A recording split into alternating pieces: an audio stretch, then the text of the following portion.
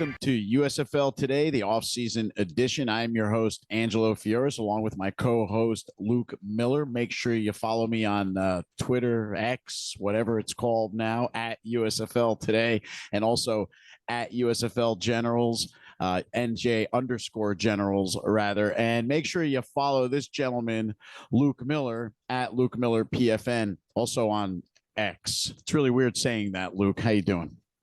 Yeah, I don't know if I'm ever going to get used to that one. Yeah, I say let's refuse to say it until like we sound like the old man in the room, and then we have no choice but to convert. Exactly. Yeah, I'm with you on that. I'm sticking to Twitter. Also, Luke, since we have a tweets of the week feature, we may as well lead off with that, right? If it's no longer called Twitter, are the communiques no longer known as tweets? What are we calling them? X's now? Hey, I just X'd something. I saw somebody say something like Zeets, like with an X, like XEET or something like that. I guess Oh, that's no. what I said. I don't know. No. Don't ask me. I guess that's the sound an X makes, because tweet was supposed to be the sound or Twitter makes, or a bird makes, right? So I don't know, man. I didn't go to school and get one of those $100,000 marketing degrees to be able to come up with brilliant ideas like that. I did, and I still can't come up with that idea. Touche. It's been an interesting offseason, Luke, in the world of the USFL, hasn't it? Things have started to pick up a little bit, not quite as, I would say, feverish as last year when the season first ended, but we have begun to see an uptick in activity in guys getting signed. You want to start with that? Let's talk about it. I mean, today I wake up and I see, we'll work chronologically in backwards order, I guess. I wake up this morning and I see Trey Quinn of the Michigan Panthers is now a Detroit Lion. So he gets to hang around in Michigan some more. Good for him. Yeah, I'm sure he already did, but it's too bad he's already cleaned out his locker. He could have just left his stuff there and, maybe just picked up where he left off there at Ford Field. Yeah, that's a good point, right? And the other guy who I'm excited and very happy for, I mean, I'm happy for every player that gets the opportunity, but how about Kayava Tazino of the Pittsburgh Maulers? The guy was lights out all season long, and he got to sign a deal with the San Francisco 49ers, and he's already in camp wearing number 51. That is great to see too, Luke.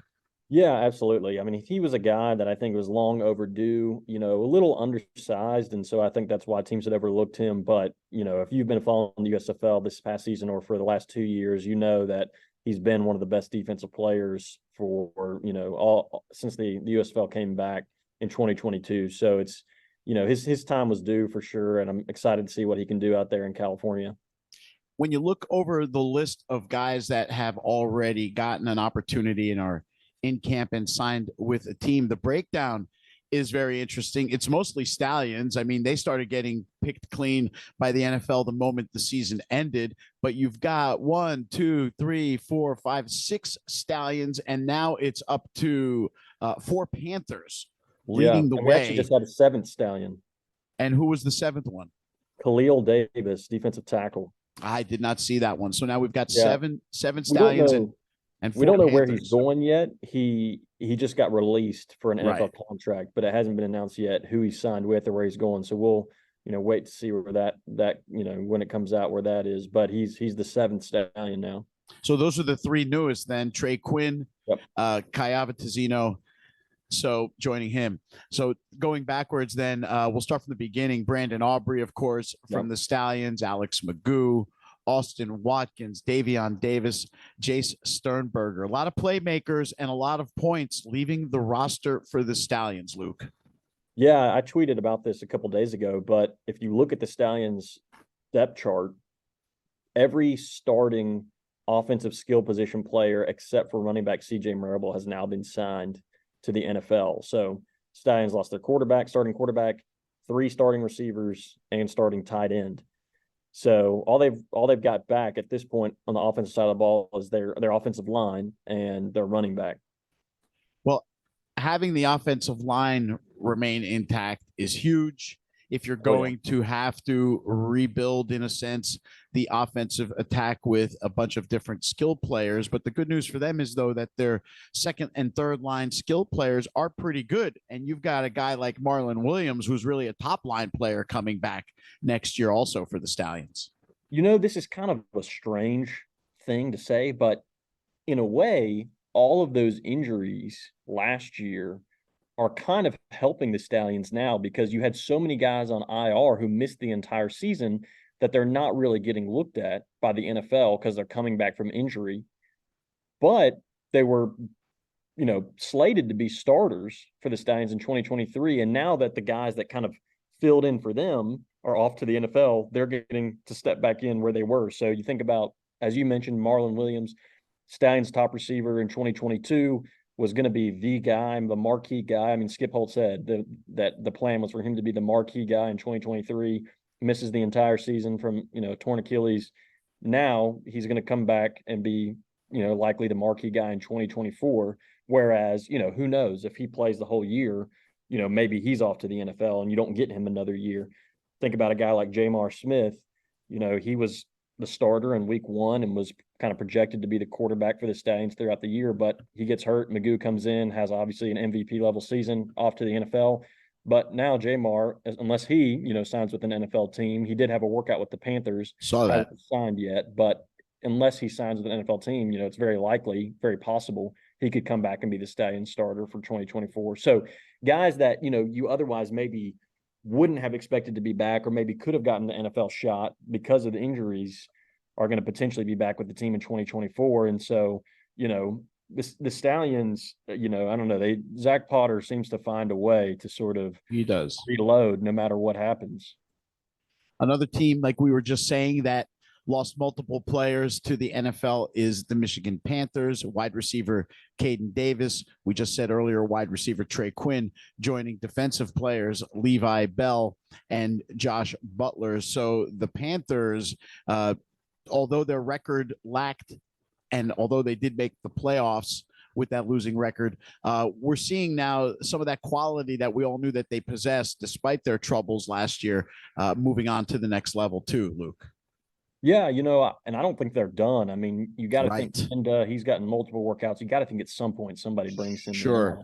Breland Speaks might get a look still. Yep, absolutely. And I mean, EJ Perry is even a guy that, supposedly, at the end of the USFL season, there was some talks that maybe he might get looked at.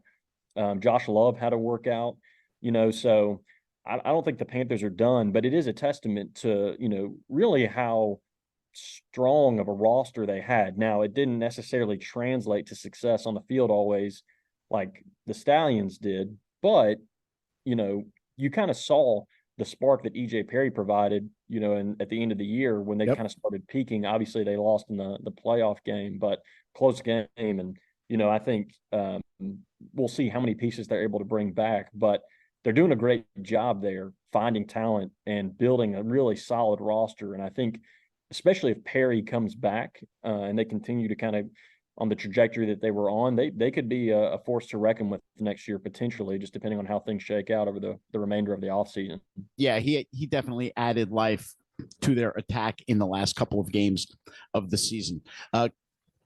Pretty much covers all the players that have moved on for now to the next level. There's been a bunch of guys now also re-signing with their teams. Some teams haven't really gotten going yet in that regard. You've seen minimal kind of activity, but a team like the Generals, for example, has brought back a bunch of players from a year ago and from the first year for that matter. Guys like Shalom Luani and Chris Orr have both re-signed. That is huge. From the offensive end, you've got Darius Victor coming back. And so key pieces you see the Generals bringing back, in addition to signing a couple of I'm not going to detail every single one of them, but they've also signed 4 out of their 10 draft choices as well. So now, Luke, here is another level that we are seeing come into play. It didn't make much of a difference early on, and we knew that was going to be the case. But now here we stand with the guys who did not get or aren't expecting to get the NFL opportunities here over the next couple of months are already making the decisions to sign with the USFL team that drafted them back in February so they can focus on getting ready for the 2024 season. So the Generals are one of those teams, and I know other teams have also begun to sign their draft picks, like the Panthers, for example. Yeah, it's kind of interesting, I think for the USFL for the first couple of years, we'll be saying this, right? But we're sort of in a little bit of uncharted waters, just in the sense that, we've kind of hit the point for the first time where some guys' contracts are expiring and they're having to figure out what do they do, and obviously other spring leagues that haven't made it this far, we haven't really got to that point. And, for the USFL, this is kind of the first time we've gotten to that point, really. So it's interesting, you kind of wonder, what's maybe the guy's mindset, because free agency in the NFL, it's a different kind of beast, right? Like, you can negotiate for a higher contract. A different team might be, willing to give you a bigger signing bonus, or, these kinds of things. Whereas in the USFL, because you've got kind of these standard contracts, you kind of take the money piece out of it, right? And so I have been interested to see, a guy like, let's say, that's with, I don't know, was with the Gamblers last season, or maybe was with, how about a guy with the Generals? Sure. If you know what I'm saying. Yeah. It's like, do you wait it out and kind of see, is there interest from other USFL teams? Is there interest from maybe XFL teams? And kind of see if there's maybe a better fit somewhere else, even if, the compensation is maybe the same, or, essentially the same. Or do you just say, hey, I've been with this team for a couple of years, there's continuity there, like, I'm just going to kind of keep it going. So obviously the guys that have re-signed, we know their mindset, right? But not everybody has re-signed. And like you said, certain teams have a lot of people to either re-sign or, decide what they're going to do. Make decisions. Yeah. So, obviously it's going to take some time for it all to kind of shake out, but it is sort of, hard to maybe, at least for me, it's hard to kind of prognosticate, like, what's kind of the approach that both the teams and the players have. Because on the team side, you could kind of say too, hey, we like this guy, he's been a good player for us a couple of years, but maybe we should kind of see what else is out there, and maybe we can make improvements, and rather than bringing this guy back in. So it's kind of an interesting, I think, a place to be for the league, where I think everybody's kind of figuring out, in terms of building a championship roster, what does it look like? What we're seeing here, Luke, and you alluded to it just a moment ago, is that this is essentially now out of the blueprint activity, right? We're reaching year 3, which is the cap, the magic number for the lifespan of a spring league, right? The maximum that we've seen before life expectancy. So there hasn't ever, and the previous USFL kind of doesn't count because they were signing NFL caliber all-stars, right? So that kind of doesn't count in terms of off-season, strategies. But what we're seeing here is first times. This last offseason was the first time a year ago where teams and players had to make a decision to come back to one another for the first time in years, where players weren't playing consecutively with the same group of guys or coaching staff. Now they've got 2 years under their belt, and they get to make that decision for a third season.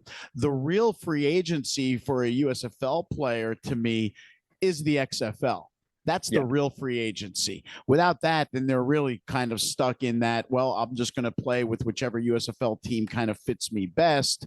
But it's not, like you said, going to be a money decision. It's just going to be a, workplace environment decision in a sense, or a scheme environment, whatever it is that best suits that individual player. So these are all unique situations. And I think until this league has been around, Luke, for 6, 7, 8 years, 9 years, then we're really going to see the true what is the nature of the typical USFL offseason. These are not typical. These are all sort of reflective and reactive to where the situation stands today in a building phase. Once they get out of this foundational phase and get into the next growth phase, I think then we're going to see what a real USFL offseason is going to look like. So I feel like these are sort of unique single shot offseason scenarios. Next season's offseason is going to look a little different than this season's offseason. So that's why I'm hesitant to get too deep into trying to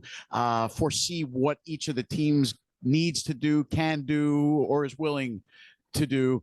I prefer to let it unfold in front of us and then offer our thoughts then and there, because then there's another draft coming in February where there's going to be 10 more players I think 10, assuming that's what they keep it at, that are going to be in the same boat as this first group of 10. And now I'd be interested to see if players would be more willing to jump on that draft pick and go to camp right away than were this year, because the league's around another year. I just wonder if that's possible. Yeah.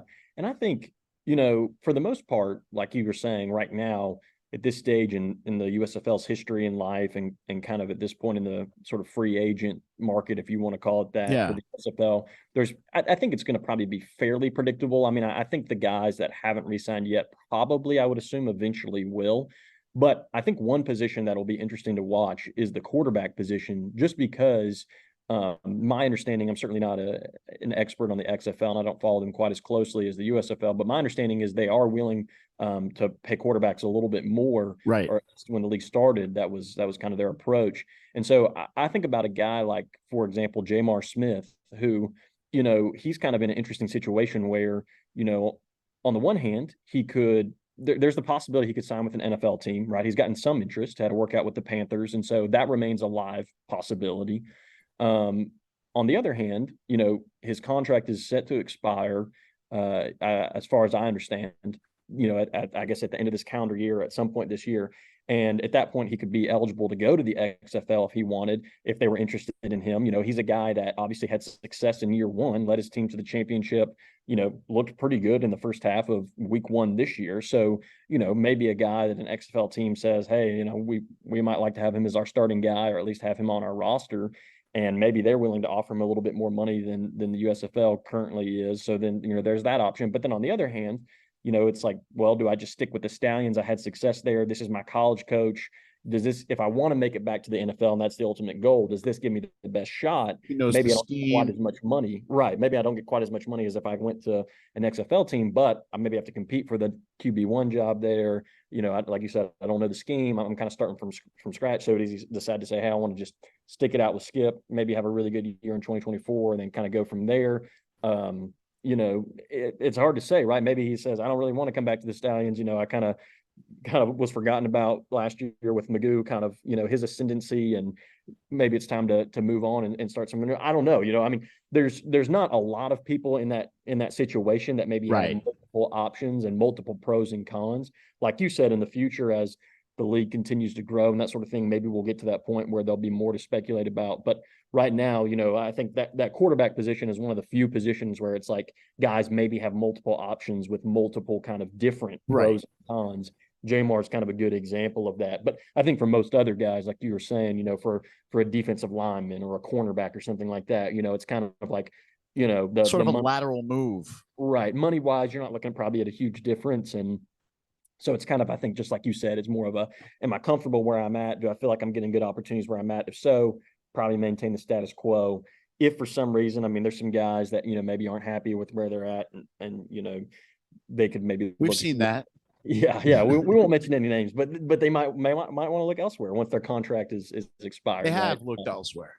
but it seems to me that, again, I could be wrong about this. I need to do some fact checking, but I don't think, you might know. My understanding is I think their 2-year contracts run through the end of this calendar year. Is that December correct? 31st is the actual expiration date of the contract. So it doesn't end with the end of the actual, league regular season or championship, or I guess that's their fiscal or business year ends on a calendar basis, as opposed to like the NFL, where it's like March 1st or February 21st when the books close and then they reopen and they start from scratch. So for the USFL, I guess March 31st is their actual last business day of the year, and then they start it up then. So guys will be inking deals as we go through here. Again, you're going to see more players ascend into camps, and they're going to be there all summer. They're not going to get released in stages, as is typical in the past with the NFL, right? Players are sticking around until that last cut.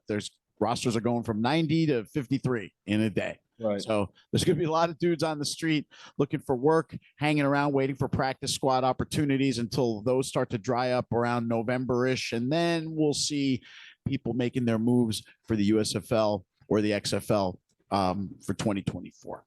But that's got to make you wonder if a guy's contract is going to expire at the end of 2023, right? Yeah. Does he take the risk let's say he doesn't want to return with the team that he was with previously, right? Yeah. It seems to me like there's some risk there in saying, well, I'm going to wait, unless the USFL is willing to work with them. Maybe if there's a different team they want to sign within the league or something like that, and they're willing to work with them. But assuming that's not the case, like if you're waiting until January 1 to maybe try and sign with a different USFL team or maybe go to the XFL, well, by January, I mean, that's like a month, a little over a month out from the XFL season starting, right? And it's like USFL, if they picked up a lot of those training camp guys that got cut, and maybe they don't really, there's not maybe a spot for you anymore. So I do think the way the contracts are structured, it would, in my mind, it would seem to incentivize guys re-signing with their current team, Yeah. rather than risk, waiting all this time, several months, 6 months from now, and then hoping that somebody else wants you badly enough that they've saved a spot for you, or they're willing to cut a guy for you, or that kind of thing. Because by the time the end of the calendar year rolls around, it's getting close to, both the XFL, USFL, these seasons are, right on the cusp of starting. Imminent. So I'll be interested to see, like all that makes me think that at the end of the day, most of the guys, if not nearly all of them, that want to continue playing will re-sign with the teams they're with. But, again, we don't know. We'll see. We're going to have to kind of see how it plays out, because it's the first time we've been in this situation. It'll be fun to watch. And again, even for the players, it's a different landscape of an offseason than it was a year ago, too. So everyone is sort of, there's no manual for this. Everyone is sort of just reacting and, moving as the situation unfolds. Tweets of the week. It's been a couple of weeks since we've done a show, so I guess this could be called tweets of the last couple of weeks. Right. Luke, you can start us off. What do you got? Yeah, so my tweet of the week is a fairly recent one, but some friends over at Birmingham Sports, great Twitter account if you're interested in not only the Stallions but other sports in the Birmingham scene. But they do a great job covering the Stallions if you're just interested in USFL. But they actually submitted a nomination for Skip Holtz to the Alabama Sports Hall of Fame, and they found out this week that that nomination had been received and that Skip Holtz had been placed into into the nomination pool for 2024. And so it remains to be seen if he's actually, accepted as part of that class. But just thought it was a really cool thing, a really neat thing to see the USFL sort of getting recognition in a local community. Obviously, the Stallions had a little bit of a head start versus some other communities, but it's a cool thing to see, how the Stallions have integrated with the city of Birmingham, how Skip Holtz is being recognized for his success in the USFL across the state of Alabama. And, hope to see more and more of that across all of these USFL markets as teams enter their own markets, as teams continue to build their, rosters and have success, that you'll get to see these teams be sort of integrated as part of the sports scene in the city or the community where they are. And, so I think it's a really nice, exciting thing for Skip Holtz, who certainly deserves that recognition. But I think it's also a good thing for the Birmingham Stallions and the USFL to continue to kind of have that sort of, hey, this isn't just kind of some one-off random thing, right? But no, this is an integral part of our, community, our city, our state's kind of sports heritage. And they deserve, some recognition and a place in the trophy case along with everybody else. So I like it. Love seeing that. Love seeing that for Coach Holtz. I'll throw in there that the location of that Alabama Sports Hall of Fame is just right across the street from the Sheraton Hotel, which is right across the street from Protective. So it's also close to where all that USFL action has happened. So it's more than fitting. My rotten luck, when I was in Birmingham, the Hall of Fame was closed for some kind of renovations or something. So now I have a reason to go back besides just a football game, because I really wanted to see the Alabama Sports Hall of Fame.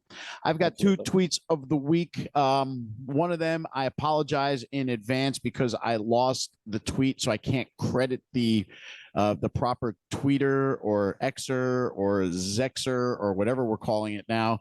But here's the gist of the post, okay? And I thought that this was interesting to note because it does bode well for the USFL and others.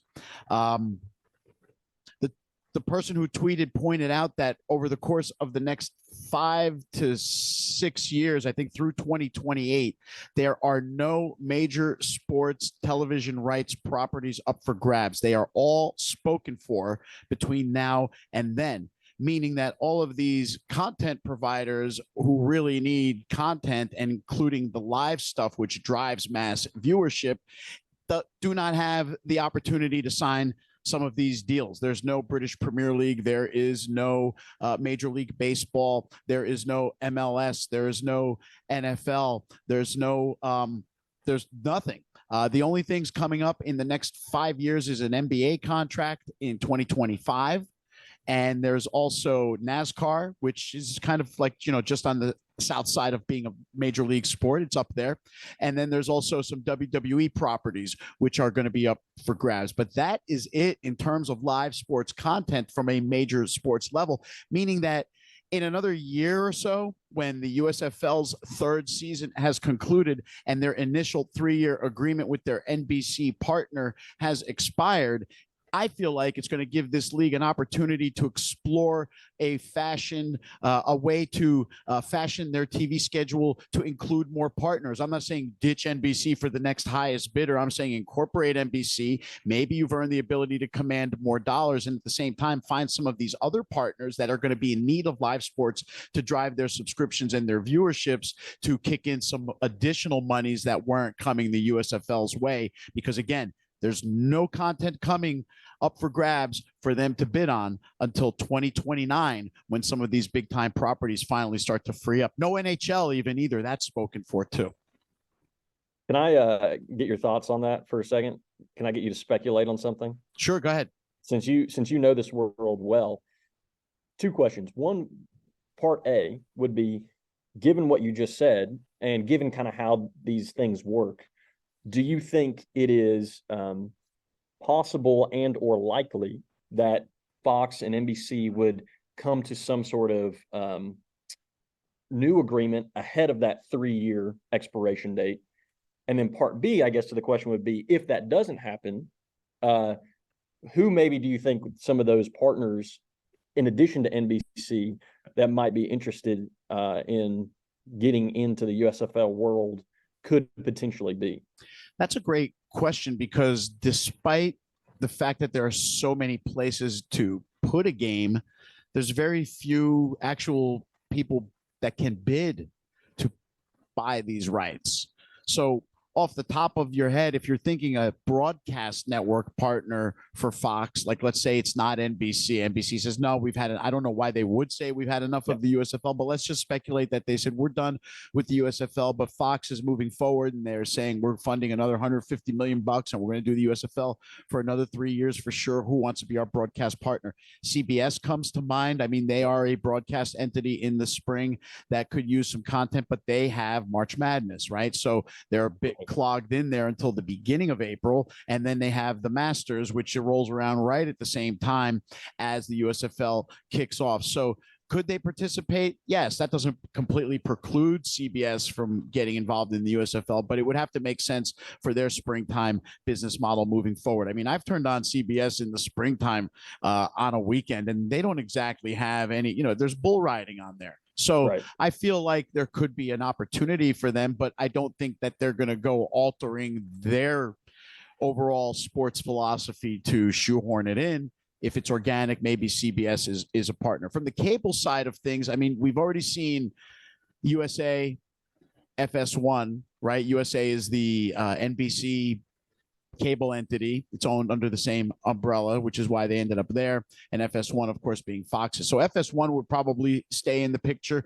The question would be which cable entity would decide to try to get involved. We've seen in the past some oddball kind of entities try to have sports like a CW. If you've seen, they're signing deals now to run. I was going to mention them. They were running the golf, the live sports, right? Live golf. They're running that until that's over. And they've just signed NASCAR, wasn't it?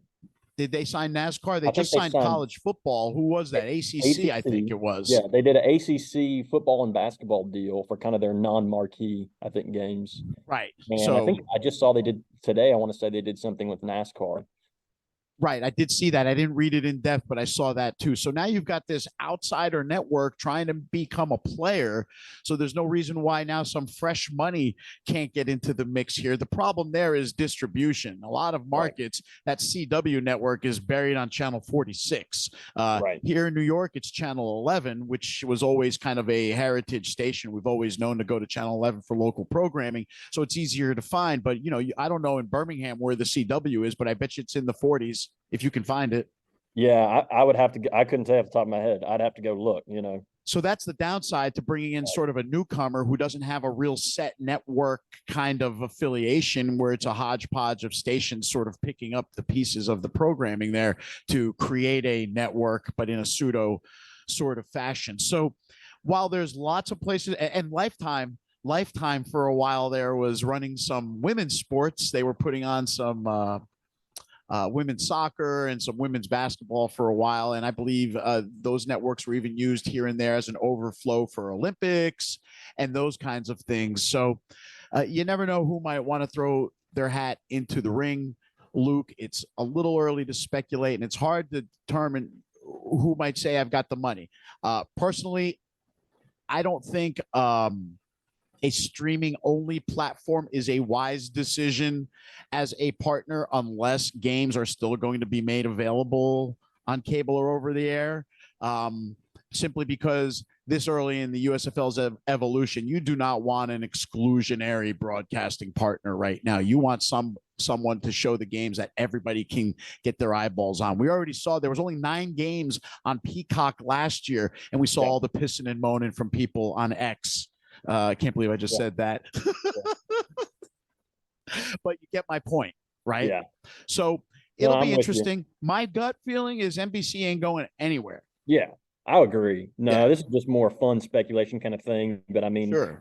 I'm not basing this on any insider information. But I mean, if I had to put a bet on it, I mean, I certainly don't anticipate any real changes. I think you'll see some kind of extension or some kind of new contract between NBC and Fox. NBC, from what I can tell, at least publicly, from what they've said, generally seem fairly happy with the USFL product, and I don't anticipate there'll be much change there. CBS is kind of the one that comes to mind, like you were saying, but they did sign that deal with the CFL and have kind of got a thing right. going. They're showing that on their network. Right. So it's like, if they've got the CFL thing, do they really want to also go into the USFL thing? Maybe, I don't know. I mean, they did do the AAF back in the day, so they're not opposed to sort of spring or summer football, alternative football, whatever you want to call it. So and they've got Paramount Plus, so kind of like NBC's been doing the overlap with Peacock. Maybe it's another way to kind of get more games on Paramount Plus and get people interested in that while they've got it also on broadcast. But I mean, I would be shocked if it's not Fox and NBC at this point for at least a few more years. Without a doubt, it's essential for whomever that partner is, the 1A partner. It must be a broadcast entity. There's no way that they can go without another broadcast partner. It can't just be on Fox and the 2 cable channels alone, because then you're going to see those ratings start to shrink, which in turn shrinks revenue, which in turn shrinks sales, which in turn opens up tons of inventory, meaning that stuff isn't getting sold. And you know what happens when that happens. So I don't see a deviation from the plan as it is now. I think that the 3-year agreement with NBC and Fox was made because that was the amount of time that Fox was willing to put into the USFL as well from the launch. They said, we have 3 years worth of money and we're going to do it for 3 years. Who wants to partner with us for 3 years? I think now they can turn to NBC and look at each other as business partners and say, we've done very well with this thing. Let's go for another 5. And maybe they come up with a 5-year deal. They do that, then we know this thing's getting to the 10th year. That's awesome. Yeah, and I mean, one good sign, this is a different tweet of the week, but, the city of Memphis announced that they've come to an agreement with the USFL for the next 2 years to use the, I saw that. I love that. Yeah, so now we're talking 2024 and 2025. 2025 would be year 4, right? So if you would think if they're signing a stadium deal for year 4, they're at least planning that far out in advance, which means they're at least planning to go beyond the 3-year TV deal that's currently in place. That's it. And sort of looking beyond that point. So I think things are trending in the right direction. Obviously, hopefully you'll have a good, solid, successful year 3, and NBC will kind of ink another deal and all that kind of stuff. That all still has to happen. But I think there's some positive signs that the league at least is, moving, planning on moving in that direction. Here's my prediction. Next year at Summer Stock, when Moose Johnston bumps me off the dais again, he's going to tell Zach and Ref about the new deal signed with their new broadcast partners. That's what's going to happen. We're going to hear about it next year at the championship weekend. Maybe it won't be Zach and Ref to get the story, but that's when we're going to hear it as we lead into that. And that will be the best kind of news during a, sort of media week leading up to the game next year, whatever city it's going to be in. I bet you it'll be Canton. I have one more tweet of the week. It came out this morning. I saw it anyway, and more for chuckles, but I noticed that an announcement that the USFL Discord is being shut down. This is the end of the USFL Discord. Yeah. I believe it's over in a couple of days. They're going to string it out to the end of the month, and then it is done. And they're directing everybody to just kind of start following them on their Twitter accounts and go from there. So that's the end of the USFL Discord. Were you much of a participant on the USFL Discord, Luke? So I originally, actually, part of the reason I kind of got deeper into the USFL world was I joined the Pro Football Newsroom Discord that, I kind of found out about through the Ref and Zach with their USFL podcast, then got in there. I was trying to get more news about the league. And then when they made an official USFL Discord, I joined it, back in 2022. But, it was kind of chaotic in there, to put it nicely. And I just never really took to it. So I'd drop in occasionally, and more if I wanted to share something or something like that, rather than, to engage with other people. And I kind of stayed in the Pro Football Newsroom Discord when I wanted to sort of just, have more of a back and forth. And, then there was the whole debacle in the off season with the Discord, and they had to kind of burn the thing to the ground and start over. And I think it just never recovered from that. And so, I when I found out that it was going to be retired, I'm not going to lose any sleep that, but, kudos to the league for, trying it out. I mean, I think obviously new league, you got to try different ways and new ways to get people engaged and interested in talking. And, I think it certainly, had some movement at one point in time, but, it's not gone the way that maybe they hoped. And absolutely, it's not really worth wasting resources on it at this point. So I think, if you want to be in a Discord, join the Pro Football Newsroom Discord, and you can talk about the USFL in there. And there you go. Otherwise, the majority of people are on Instagram and Twitter and those places, I think, anyway. So it's probably worth it for the league to focus their energy there. Yeah. So rest in peace to the USFL Discord. I was, for a short time, part of the USFL Discord, at least in terms of providing content during last year's off season. Roughly about a year ago, it started, maybe from August till about November. And there was some exclusive material that we were putting up there, that we were directing people to go to the Discord to get access to. But I can tell you from my experience there that it was an uphill battle in terms of trying to get people into Discord to further the engagement. I just feel like Discord was like this extra step that people just kind of don't want to do. A lot of people don't know what it is. I mean, I understand what it is, and I understand what it was originally created for. It was originally like a gaming platform for people to communicate while they were gaming or integrate their gaming into it. And it's grown into being able to talk about anything now. But when I mentioned last year, when I was, incentivized to mention Discord, many people did not know what it was, including many of the players. When I would try to get them to come onto our Discord show, say, hey, we're doing a show on Discord. What's that? Was a very common response that I got from people. So then it turned into having to educate guys, and then having to explain how to sign up, and then having to explain how to pick their team in the Discord, if you remember that whole rigmarole that was involved there. So I found it to be this like extra hurdle that was hurting the league's engagement on the Digisphere. And I thought that there could probably be a better platform that they could create to have chatting and engagement something not so difficult for people to access. The fans that were older than age 35 absolutely had no interest in going to Discord, and many of the people younger than 35 also kind of said, nah, I'm all right with that too. So that's the end of the USFL Discord, and like you said, hopefully they find other ways to focus their engagement that will reach more people. Anything else for you to add to this week's show, Luke? No, I think, continue to stay tuned. I think we're going to, especially as you start to see guys in training camp get injured, for whatever reason, have to miss time. I think we're going to continue to see some USFL guys signed.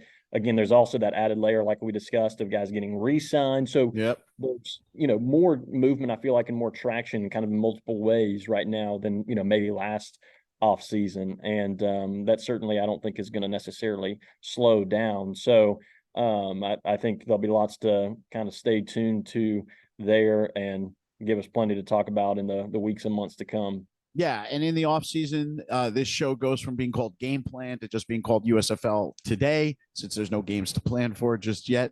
And I will be having some guests over the next few weeks. There's a few players that are lining up now to come on with me and come on with us to talk about their off season plans and their goals for next year. And that's, guys are still sort of shaking off the dust of the season and still recuperating and mentally sort of decompressing. So I'm not really rushing them too much to come on just yet, but that's going to all start in the next few weeks as well. So be sure to continue to follow our YouTube channel at USFL Today. Set your notifications, like and subscribe. That way, when we post another show like this one, you don't miss it. Again, be sure to follow Luke on the platform formerly known as Twitter at Luke Miller PFN, and follow me at USFL Today and at NJ_Generals. But that's it for this week's edition of USFL Today. We will see you next time.